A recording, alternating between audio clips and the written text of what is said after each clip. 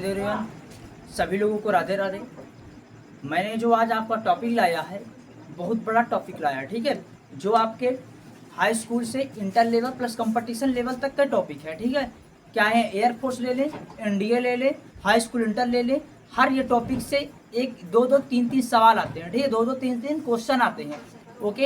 Air force में तीन तीन चार चार क्वेश्चन दे देता है, ठीक है। एसएससी में तो भरमारी क्वेश्चन की बात है। तो जो टॉपिक लाया हूँ पूरा कंसेप्ट, 3 क्वेश्चन दिए हैं, पूरा कंसेप्ट आपका क्लियर कर दूंगा, ठीक है। बट इसके लिए देखिए आपका टेंस थोड़ा के आपका मजबूत होना चाहिए, ठीक है। मेरे चैनल में टेंस की वीडियो पड़ी हुई है, आप उसको देख लेना। तो यहाँ पास हम बात करेंगे एक्टिव पैसिव वॉइस की। एक्टिव पैसिव वॉइस होता क्या है, देखिए मतलब कि देखिए यहाँ पास एक्टिव वॉइस में सब्जेक्ट की मैनेजमेंट होती है, ठीक है। एक्टिव वॉइस में सब्जेक्ट की मैनेजमेंट होती है, पैसिव वॉइस में ऑब्जेक्ट की मैनेजमेंट होती है। इट मीन्स एक्टिव वॉइस में सब्जेक्ट की प्रधानता होती है, ऑब्जेक्ट में पैसिव वॉइस में ऑब्जेक्ट की प्रधानता होती है, ठीक है। यहाँ पास हम बात करेंगे, ये ऐसा टॉपिक लिखा है, हेडिंग लिखी है, ऐसी नहीं लिखी है, ठीक है। इसके लिखने के लिए कुछ जज्बा चाहिए, ऐसा लिखा नहीं है। मैं जो बताऊंगा पूरा कंसेप्ट के क्लियर के साथ बताऊंगा। तो यहाँ पर दिया है यू प्लेज द क्रिकेट, ठीक है। एक्टिव वॉइस में दिया you plays the cricket, it means तुम क्रिकेट खेलते हो। अब यहाँ पर ध्यान सुनिएगा, जब हम एक्टिव पैसिव वॉइस सॉल्व करेंगे सीधा मेन हम टारगेट रखेंगे इसके मेन वर्ब पर, ठीक है। मेन वर्ब पर रखेंगे, मेन वर्ब से हमको ये पता लगाएंगे, ये हम डिस्ट्रीब्यूट करेंगे कि ये कौन से टेंस में है।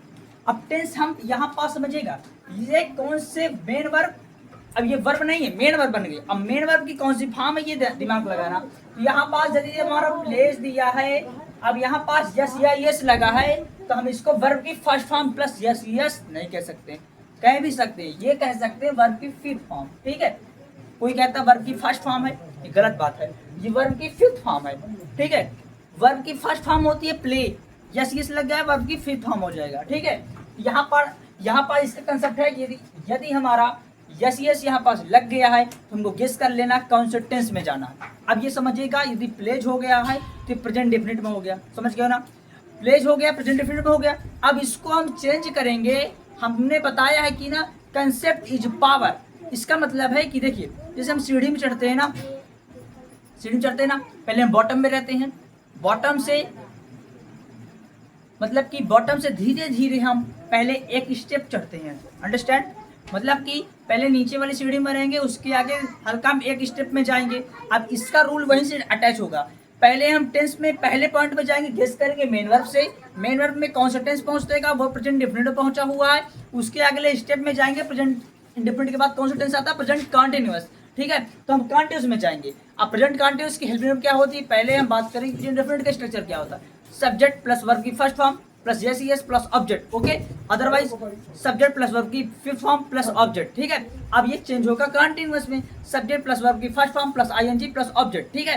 तो ये हम यहाँ पास इसको चेंज करें, या भी कह सकते हैं वर्ब की फर्स्ट फॉर्म आईएनजी को वर्ब की फोर्थ फॉर्म के कह सकते हैं, ठीक है, ठीक है। तो यहाँ पास प्लेस दिया प्रेजेंट डिफरेंट का, चेंज करें प्रेजेंट कंटीन्यूअस में। जैसे दिया है हमारा यहाँ पास यू प्लेज द क्रिकेट, तो हम इसको चेंज करेंगे जब यू प्लेज द क्रिकेट को, तो यहाँ पास समझिएगा, ध्यान से समझिएगा, ठीक है।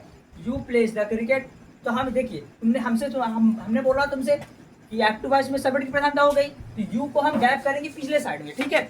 यहाँ पास देखिए द क्रिकेट, द क्रिकेट यहाँ रख देंगे, ओके, द क्रिकेट, ओके।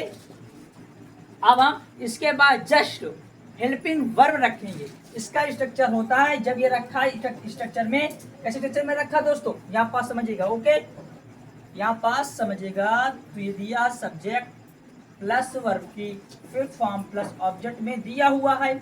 अब इसको चेंज करेंगे तो प्रेजेंट कंटीन्यूअस में हो जाएगा ऑब्जेक्ट प्लस वर्ब की फर्स्ट फॉर्म आईएनजी, ओके, या वर्ब की फोर्थ फॉर्म, फिर इसके बाद सब्जेक्ट, ठीक है।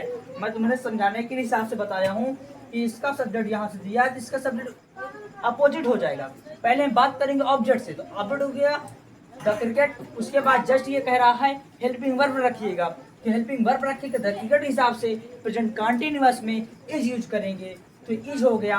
उसके बाद हम प्ले को, हमने तुमसे बताया है कि पैसिव वॉइस जो होता है वो हमेशा वर्ब की थर्ड फॉर्म लगती है, ठीक है। तो यहाँ पास हो जाएगा द क्रिकेट इज, प्ले का हम थर्ड फॉर्म बनाएंगे तो प्लेड हो जाएगा, ओके। उसके बाद प्लेड की यहाँ पास वर्ब की बात हो गई है, बात आ रही सब्जेक्ट की, हम यू का इस सब्जेक्टिव केस दिया है, सब्जेक्टिव केस क्या होता है, ऑब्जेक्टिव केस क्या होता है, रिफ्लेक्सिव प्रोनाउन क्या होता है, हम बात करेंगे एक एक पर, ठीक है। आज टॉपिक लाए हैं एक्टिव पैसिव वॉइस की, कल हम टॉपिक लाएंगे टेंस की, ठीक है। टेंस का पहले से ऑलरेडी पढ़ा हुआ है मेरे वीडियो यूट्यूब चैनल पर, उसको आप देख सकते हैं। अदरवाइज मैं फिर आपके लिए एक टॉपिक ले आऊँगा, ठीक है। तो यहाँ पास द क्रिकेट इज प्लेड, हम यहाँ पास समझिएगा, जब हम इसका स्ट्रक्चर रखेंगे तो हम ये बताओ, हमने तुमसे बताया ना, हमने तुम्हें थप्पड़ मारा, मान लीजिए सपोज दैट हमने तुम्हें थप्पड़ मारा, हम कहते हैं किसी दूसरे से मरवाते थप्पड़, तो ये होता है पैसिव वॉइस। हम दूसरे के लिए बाई के मतलब द्वारा के लिए तो यहाँ पास बाई लगा देंगे, ओके। हमेशा मेन वर्ब के बाद ही बाई लगेगा, ओके। तो यहाँ पास इज प्लेड बाई, अब ये हमारा यू, सब्जेक्टिव केस यू होता तुम, ऑब्जेक्टिव केस